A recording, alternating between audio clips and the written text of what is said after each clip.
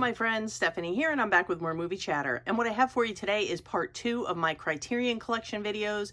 I did part 1 last week. If you didn't see it, I'll link a card up in the corner so you can check that out first. We're going to continue on today. I think we're midway through the D's, and I'm hoping to get through to the M's because I'd like to finish out the collection in 3 videos. It may take 4 though. I'm trying to get a running total. People have asked me for an actual total of how many titles I have. I'm kind of working on that. I'm not a big counter of my titles, but you know, if you ask for it, I'll try and deliver. So I'm just going to get right into it with the D's. Okay, friends, here we are. We're carrying on at the D's where we left off last time, about midway. So I'm just going to keep my commentary very brief so we can get through this and get as far as we can through the collection. The first one is Do the Right Thing from Spike Lee. I did talk about this in a recent haul video because I picked up the recent release of the 4K. The transfers on this Blu-ray and the 4K really, to me, are neck and neck. So if you pick up the 4K, it is going to be for the same reason I did for that beautiful steelbook, and I can't blame you for that. Richard Linklater's Dazed and Confused, always a lot of fun. Another one from Jim Jarmusch, Down by Law. A 1980s LGBTQ plus film, Desert Hearts. Some from David Lynch, Eraserhead,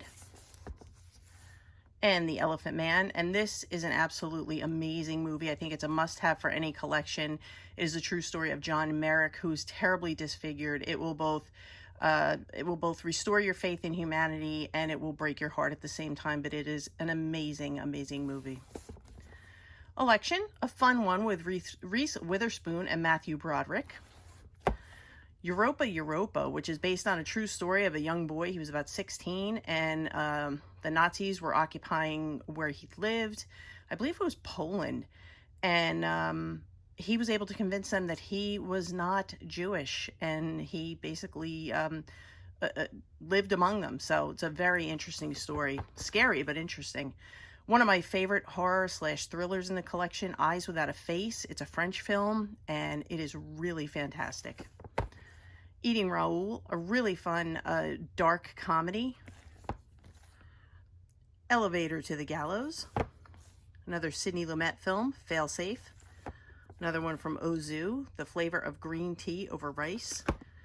Robin Williams and Jeff Bridges in The Fisher King, wonderful film. Fear Eats the Soul. Frances Ha, featuring the performance by Greta Gerwig. This was co-written by her and her partner, Noah Baumbach. But it is in black and white, and no one could play this role but Greta Gerwig. It was made for her. She was made for this role. I love her as a director, but this is by far my favorite performance of hers. She is just amazing. And if you don't fall in love with her performance in this one, I don't know. And another one from Wes Anderson, a stop-motion animation, The Fantastic Mr. Fox. And Bergman's Fanny and Alexander. Okay, and continuing on, we have Fear and Loathing in Las Vegas, a very trippy film, but a lot of fun. Alfred Hitchcock's Foreign Correspondent. A very interesting coming-of-age film. It's not one that I hear a lot of people talk about. It's a really, really good film. Very shocking at times, for lack of a better term, but it really took me by surprise. If you haven't seen Fat Girl, definitely check it out. I might just pull it for a review segment because it's worth it. Recent addition to the collection, Fast Times at Ridgemont High. Andy Griffith in A Face in the Crowd, definitely one I'm going to pull for a review segment. Fox and His Friends. Funny Games, very powerful thriller. It's kind of got some dark comedy elements, but another one I'm going to pull for a review and recommendation segment because I think this one's worth a watch. Barbara Stanwyck in 40 Guns, a Western. Another one from John Waters and Divine, Female Trouble. Fists in the Pocket. The animated Fantastic Planet. This one is General Idi Amin Dada. It's a documentary about Idi Amin, who was the leader of Uganda, and he was just a very sadistic man One of my favorite films with him in it is The Last King of Scotland. If you haven't seen it, I highly suggest it. It would make a good double bill. Good Morning, probably one of my favorite Ozu films. It is a comedy, and you will love it. It has so many unexpected comedic moments, and I just really love this one. The Great Escape, really good one. Girlfriends, I believe this is from the 70s. Yeah, 1976. Really good film about friendships and the evolution of friendships and how we change and grow and move on and come back to center, but really good stuff. This is a cool double bill, Gates of Heaven and Verona, Florida. Gates of Heaven is about people who make use of pet cemeteries, and Vernon, Florida is, you will see the Tiger King before he was the Tiger King. Gregory Peck in The Gunfighter. A classic, Rita Hayworth as Gilda, so good. Gimme Shelter. This is about a concert that the Rolling Stones gave, and you might want to read up on it. It's a good one. Another fantastic film from Wes Anderson and a beautiful release, The Grand Budapest Hotel. Really nice release, and I might pull this for a review segment because it's well worth it.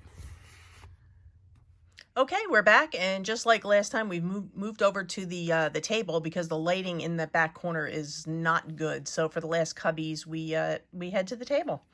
And the first one on that one is Godzilla. Good one. Great packaging. It's a lot of fun. Great monster movie, and it's a classic. A newer addition to the collection is Forrest Whitaker in Ghost Dog. I love this one. It's so good. I'm probably going to bring it up for a recommendation video because I've talked about it before, but it's well worth talking about again. Gate of Hell.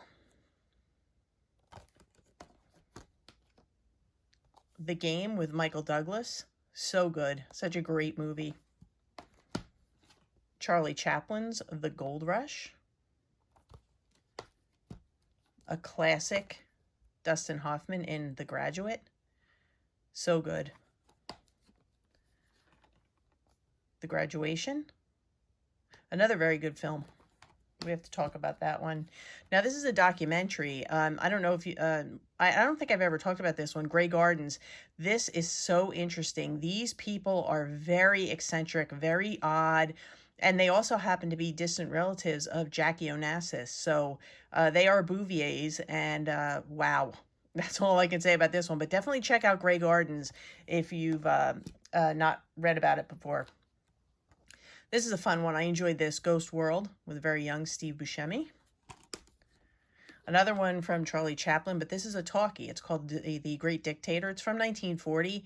And basically he calls out Hitler before the world knew of the atrocities that Hitler would go on to commit and be responsible for. But definitely watch the end of this one because the speech he gives at the end is nothing short of amazing. Harakiri. Hoop Dreams. Excellent documentary about two young men whose dream is to play for the NBA or play in the NBA. Heaven Can Wait. High Low. Another fantastic film from Akira Kurosawa. And basically, it's about the class system, the haves and the have-nots. So that's the long and the short of it. But I can talk about it if you are interested. This one has gone out of print, but I believe Paramount is going to be re-releasing it. It is fantastic. It is Harold and Maude. If you like Cat Stevens, you're going to love this because it is just filled with Cat Stevens songs. The soundtrack is all Cat Stevens. And it's a very unconventional and quirky relationship between a young man and a woman who's nearing 80, their friendship, their relationship, and just a very quirky but touching movie. And the boy, he's obsessed with killing himself, and just really interesting dynamic between the characters. And I just love it. It's one of my favorites in the collection. His Girl Friday, great comedy with Cary Grant. Heart of a Dog from Laurie Anderson. This is one that I was nervous about watching after one of my dogs passed away, and One of my friends here on the channel, a viewer on the channel, Dungeon Studio, I think it was, you recommended that I watch this and you said it would help me heal, and it absolutely helped me heal. Beautiful, beautiful movie. Hidden Fortress. Hedwig and the Angry Inch. I love this movie. I think it is so much fun. It has so much attitude, and if you haven't seen Hedwig, I highly recommend it.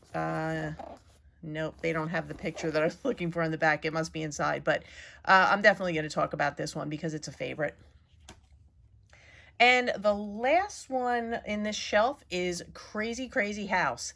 This is one of the wackiest films I've ever seen in the collection, but if you're a fan of horror and you don't mind things that are a little out there and crazy, definitely check out House. It's a lot of fun. All right, I'm going to grab another shelf and on we'll go. And continuing on, we have Husbands. Recent acquisition, haven't opened it yet. House of Games. This one's really good. I might review this one. Hiroshima, Mon Amour. Hopefully I said that right. Another recent pickup I haven't had time to watch yet. The Heiress. Really enjoyed this one. I think I'm going to pull it for a review. The Hero. The Hit. Haxan. This is from 1922. It is a silent film, and they say like grave robbers, torture, witchcraft. There's all kinds of things in here, but it's a really creepy, interesting look for the horror fans. It's a really good one, and they have a cool soundtrack. You can, although it's a silent film, you can pick what kind of music you want to play while you're watching the story, but really, really fun. Good stuff. Aikiru from Akira Kurosawa, a very sad film about a man who finds out he's terminally ill and he starts to reevaluate his life. It Happened One Night. Island of Lost Souls. I Married a Witch. I have seen this one. I just haven't seen it on the Criterion, but really enjoyed it. If, starring a very young Malcolm McDowell. Really good story about a life at a boys' boarding school. In a Lonely Place. Really good film, too. Ivan's Childhood. A great one from the Coen brothers, Inside Llewyn Davis. I've recommended this so much in the last few months because I absolutely love this. I love the soundtrack. It's just so good. It's such a win. In Cold Blood, based on Truman Capote's novel. I Want to Hold Your Hand, one for the Beatles fan. It's about when the Beatles came to America. The In-Laws, such a fun film from Arthur Hiller. It is so good. I absolutely love Alan Arkin and Peter Falk in this. Their chemistry is fantastic. From Martin Scorsese, The Irishman, and it's such a beautiful release. Love the movie or not, you can't deny that it's a beautiful release, and I think we're going to talk about this in an upcoming video. And last one on this row is Il Sorpasso, a really fun road trip movie. And continuing on, we have Investigation of a Citizen Above Suspicion. There's not much I can say about this that wouldn't be a spoiler, so just read up on it, see if it sounds like something you're interested in, and I highly recommend it. I loved it. In the Mood for Love, it is also part of the Wong Kar-wai box set, and after watching it on the box set and watching the standalone, I prefer the standalone, but I am going to get into that more when I do my full review. It's a mad, mad, mad, mad world. Another fun one. I, Daniel Blake takes place in the UK, but the story is about social services and how when we need social services or government services to help us the most, it becomes the most infuriating and frustrating labyrinth you will ever be caught in. And it is applicable. I know it's applicable here in the United States, but this does a really wonderful job of showing this man's frustration and his journey into trying to get the help he needs and is entitled to. The Innocents, really good supernatural story. The Ice Storm by Ang Lee, family drama story about a group of families that live in a neighborhood and they are bound together by their stories, but really, really good stuff. In the Heat of the Night, starring the great Sidney Poitier. I have seen this before, I just haven't seen it on Criterion, but really good film and very important film. Jules and Jim. Jackie Chan Collection, really good stuff. Jean Dielman by Chantal Ackerman, and I have heard this, that this is like watching grass grow, and I guess some people, I can understand why you'd feel that way, but Chantal Ackerman likes to show us films that, especially this one, the mundaneness of normal life, but there is an underlying story in this one that really shows a lot more than what you would expect, and that's all I'm going to say. But it's a long one, and if you want to take the jump, then yeah, go ahead. But I can talk about more about this one if you'd like me to. Jabberwocky. Kuroneko, and this is a wonderful ghost story. My friend David over at Cartoon Fortress turned me onto this one, and I was not disappointed. Donald Sutherland and Jane Fonda in a Clute. The Killing. Kiss Me Deadly. Hopefully I say this right. Kagemusha or Kagemusha. I don't know, but I liked it. Kwaidan. Great series of horror stories. Kess. Now, I showed this, it was a pickup in the last sale, and some of you told me to make sure I had the subtitles because of the very thick accent, and you were right. This was an amazing film, but I wouldn't have understood it without the subtitles, so thank you. And a wonderful trilogy from Abbas Kiarostami, the Coker trilogy. And we're going to talk more about that one. Okay, so here we are back at the table for the last little cubby of movies, and then I'm going to call this one a day, and we're going to start out with Lahane. What a fantastic movie this is. I have talked about it on the channel before, but I am going to pull it out for a review segment because it is so deserving of more than the 10 seconds I could allocate to it in this video, but definitely look into that. A good slapstick comedy starring Barbara Stanwyck and Henry Fonda is The Lady Eve. That's a lot of fun. So if you're into slapstick comedy, check that one out. Hopefully I say this right, Les Samurai. My friend John over at the Plaid X2 channel described this as just plain cool. And you know what, John? I have to agree. It's a cool movie. Another one from Abbas Kiarostami, Like Someone in Love. This is a newer acquisition for me, The Leopard. It's got a very long runtime, and I have not had time to sit down and watch it, but it's definitely on the short list because I hear very good things, but I haven't seen it yet. This is one that my friend Jay over at Absolute Sublime recommended, Local Hero, and I really enjoyed this one as well. If you want to hear more about it, I'm happy to talk about it. Now, this one is a very unique film. It's called The Lure. And it is about, it's a horror movie, and it is about these two sisters who they're mermaids, and they also come on land because they want to be in a band, and they also kill people. So it's got a lot of everything going on. It's got some music in it, some gore effects, and all kinds of stuff. So if you're a fan of horror and you're looking for something a little different, check into The Lure because I thought it was pretty good for what it was. I didn't hate it. It's definitely one I need to give another watch to, but I thought it was pretty good. This is the original Lord of the Flies. I believe it's from 1963. Yep. And this is just amazing. It's a classic. Probably most of us read the book. I don't know if they still read the book now in school, but in middle school I read the book, and this is just such a great adaptation of the book. And I much prefer this to the more recent remake, but Lord of the Flies, you can't go wrong with it. It's such a great release from Criterion. Another one from Charlie Chaplin, Limelight. Albert Brooks and Lost in America. This is just so much fun. I really enjoy this one. Anything with Albert Brooks, I'm there. Leave Her to Heaven. Another one I enjoyed.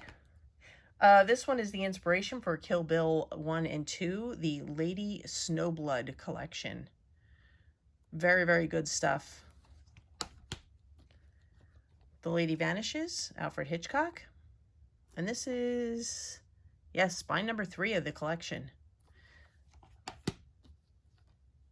The Life and Death of Colonel Blimp. That's a good one, too. Life is Sweet, a film by Mike Lee. Now, this I really enjoyed, but I have to tell you, the first time I watched it, had a little trouble following it. So what I did is I put the subtitles on, and wow, what a fantastic film. I really enjoyed this. I thought it was great. And another one, I could get into it and go on and on about it, but not in this video. But definitely check out Life is Sweet. La Dolce Vita, another one that I enjoyed.